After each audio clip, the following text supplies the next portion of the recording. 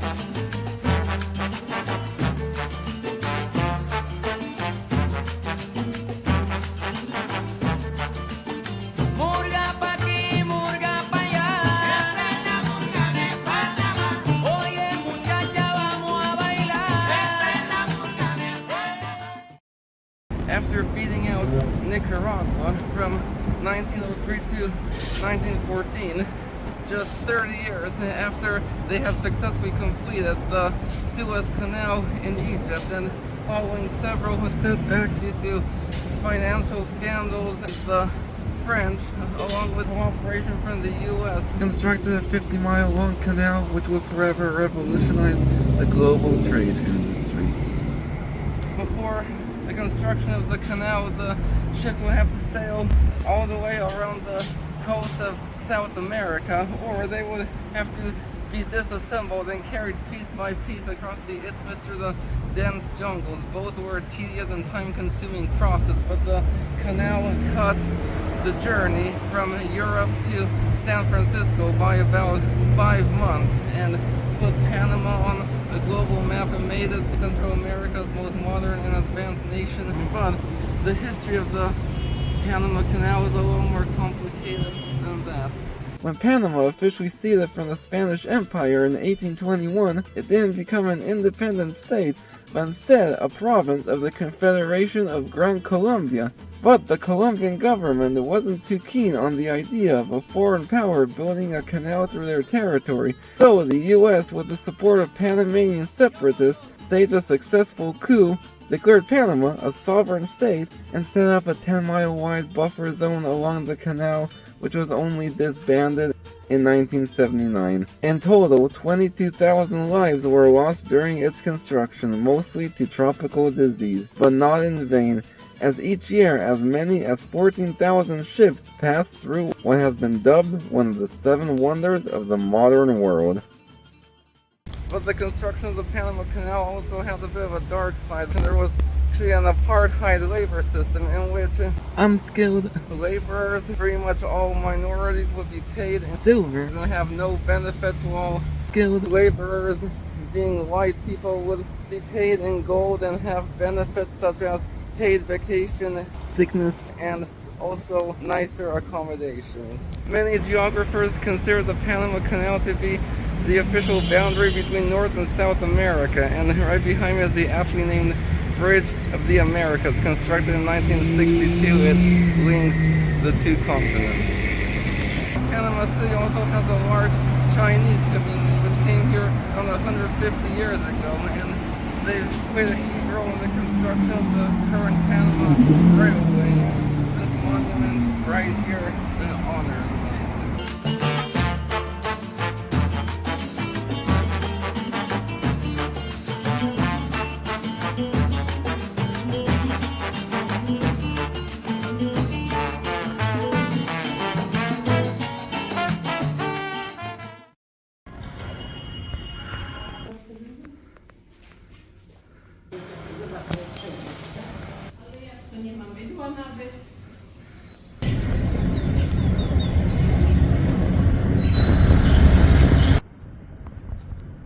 I showed this thing in an area of the city known as the Amador Causeway. I thought it would be a little quieter than staying in the city center. The Amador Causeway is an artificial causeway that was created in 1913 during the last construction phase of the Panama Canal to link 3 small islands to the mainland. Essentially, the U.S. had turned the area into a military base to protect the south entrance to the Panama Canal. When the base was decommissioned in 1999, the Panamanian government began to repurpose it for tourism. And today, the area is home to a nature center, research station, and the city's cruise terminal, which has essentially turned it into an upscale commercial district complete with shops, hotels, and restaurants. You can find everything you need right here in this one area. By far the best part about traveling to Panama as an American is you don't have to worry about exchanging currency, because the official currency here is the US dollar.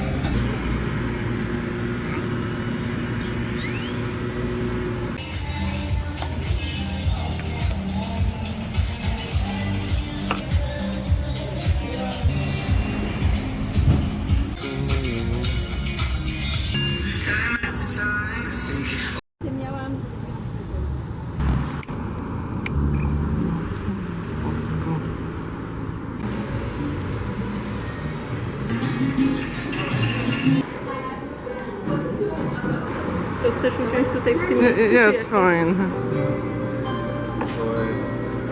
I mean, yeah, this is I'm having a Panamanian in the area's most popular Panamanian restaurant.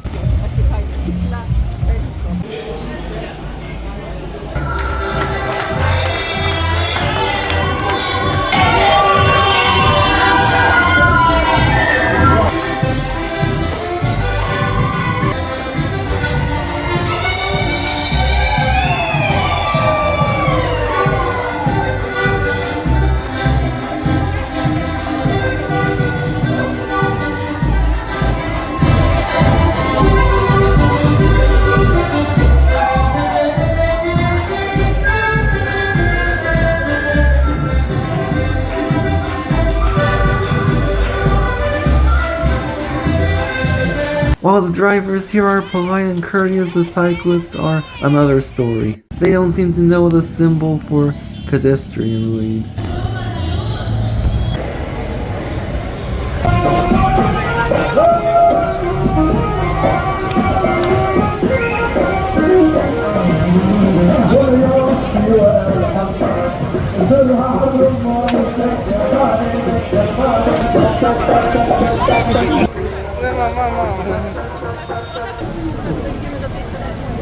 The best places to get food in Amador is at these little kiosks which open in the evening.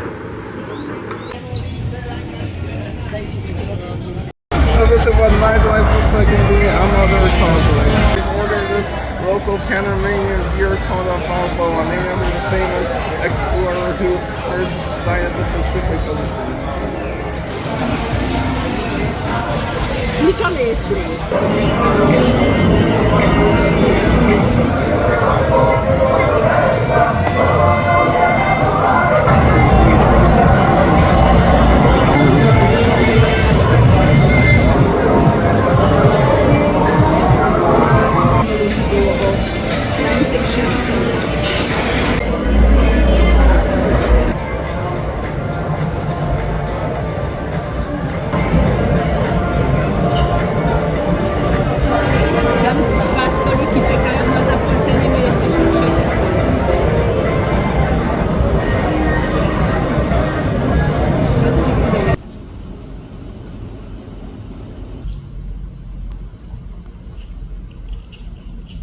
Raccoon, yeah. Oh, how cool is this? I rarely see raccoons at home, and when I do, they're extremely skittish, and here they're hanging out right at our hotel. Yeah, they look a little different than the ones we have back home.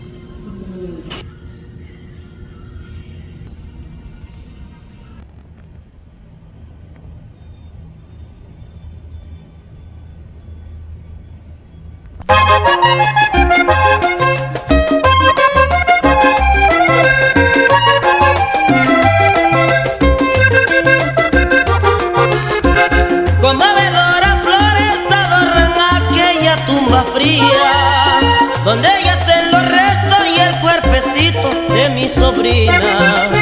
Conmovedoras flores adornan aquella tumba fría, donde yacen los restos y el cuerpecito de mi sobrina.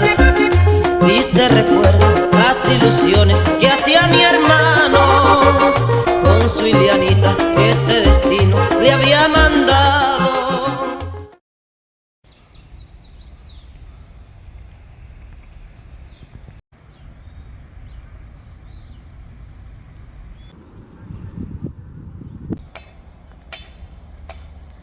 On August 15, 1519, a Spaniard by the name of Pedro Arias de Avila founded what would be the first European city on the Pacific coast of the Americas. It would ultimately become a major trade, shipping, and rest port, as well as the main jumping off point for the Spaniards' conquest of the Inca Empire.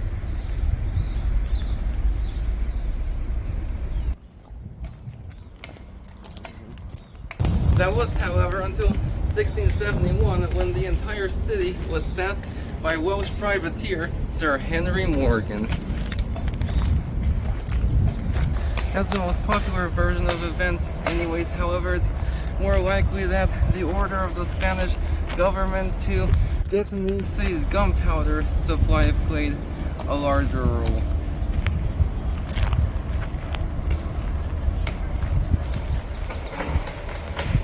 Can take the shuttle all the way to the nicest ruins, which is what most people do, but we want to see the whole site because there are a lot of other ruins on the way too. So what we're gonna do is we're probably gonna walk the first way and then take the shuttle back.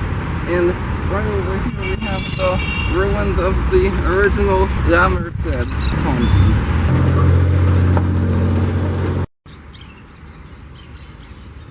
And right here we have the ruins of the original St. Francis Convent, aka the Panama Viejo Cathedral.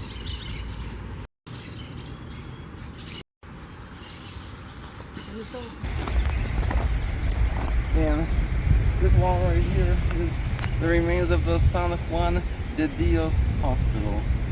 Though poorly managed at first, when the San Juan de Dios order was put in charge, the mortality rate was significantly reduced and the hospital was updated and expanded. Up to 150 people at one time could have been treated here. This colossal structure right here is the remains of the conceptual convent, and it's most notable for being the headquarters of the only female religious congregation in Panama, and was one of the largest in Panama Viejo. It was founded in 1598 by 4 nuns from Lima. The original building was heavily damaged by an earthquake in 1621, and construction of the new church began in 1640, but by 1671 it still remained unfinished. The only cistern in Panama Viejo can also be found here.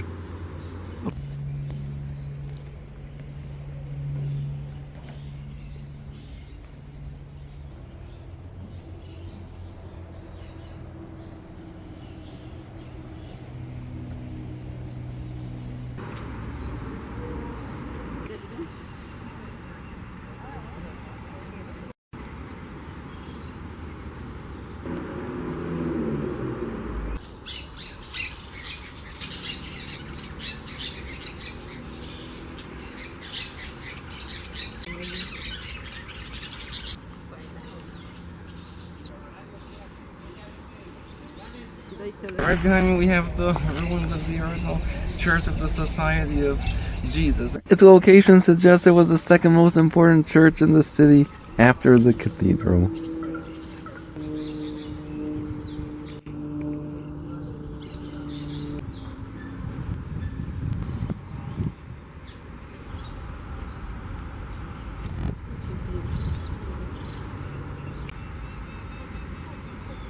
Yeah, the people may have long abandoned this place, but local wildlife calls it home.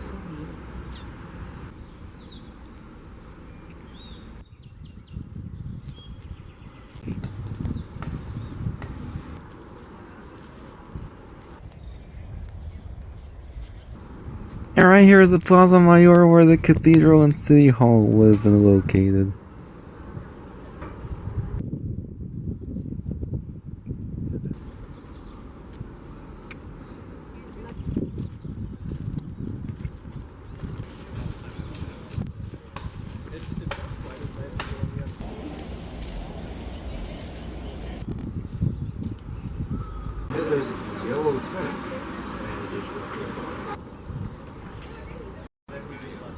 Panameño.